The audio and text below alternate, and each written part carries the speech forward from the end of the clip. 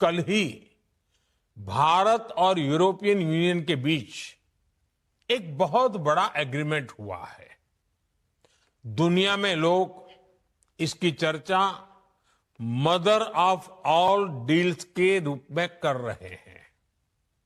ये समझौता भारत के 140 करोड़ लोगों और यूरोपीय देशों के करोड़ों लोगों के लिए बहुत बड़े अवसर लेकर आया है। ये दुनिया की दो बड़ी इकोनॉमीज के बीच तालमेल का एक शानदार उदाहरण बना है। ये समझौता ग्लोबल जीडीपी के करीब 25% और ग्लोबल ट्रेड के करीब 1/3 हिस्से को रिप्रेजेंट करता है। ये समझौता ट्रेड के साथ साथ डेमोक्रेसी और रूल ऑफ लॉ के प्रति हमारे शेयर्ड कमिटमेंट को भी सशक्त करता है। साथियों, ईयू के साथ हुआ ये फ्री ट्रेड एग्रीमेंट ब्रिटेन और एफ्टा समझौतों को भी कॉम्प्लीमेंट करेगा। इससे ट्रेड और ग्लोबल सप्लाई चेन दोनों को मजबूती मिलेगी।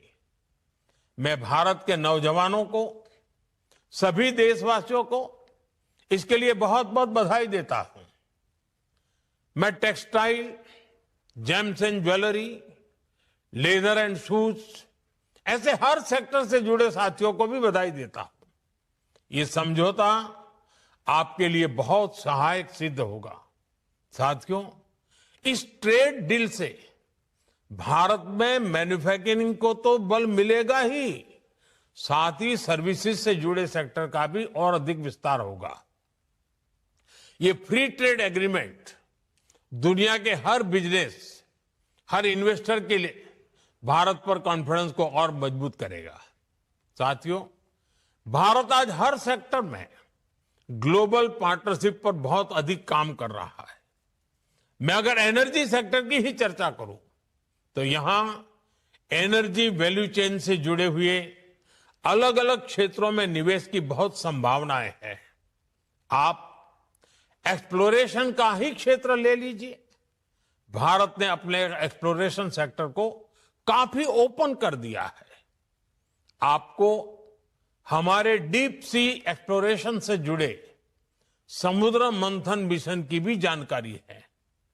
हम इस दशक के अंत तक अपने ऑयल एंड गैस सेक्टर में इन्वेस्टमेंट को $100 बिलियन तक ले जाने का प्रयास कर रहे हैं। हमारा लक्ष्य एक्सप्लोरेशन के दायरे को भी 1 मिलियन स्क्वायर किलोमीटर तक विस्तार करने का है।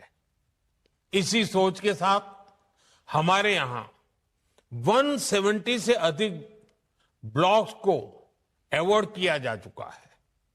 अंडमान निकोबार का बेसिन भी हमारी नेक्स्ट हाइड्रोकार्बन होप बन रहा है। साथियों, हमने एक्सप्लोरेशन सेक्टर में काफी रिफॉर्म्स भी किए हैं। नो गो एरिया बहुत कम कर दिया गया है।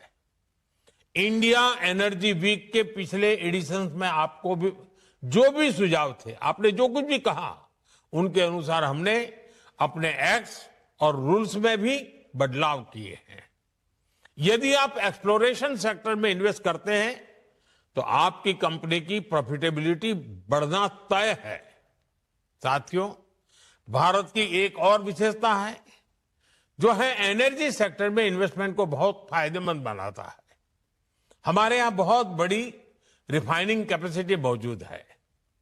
हम रिफाइनिंग कैपेसिटी के मामले में विश्व में दूसरे स्थान पर है।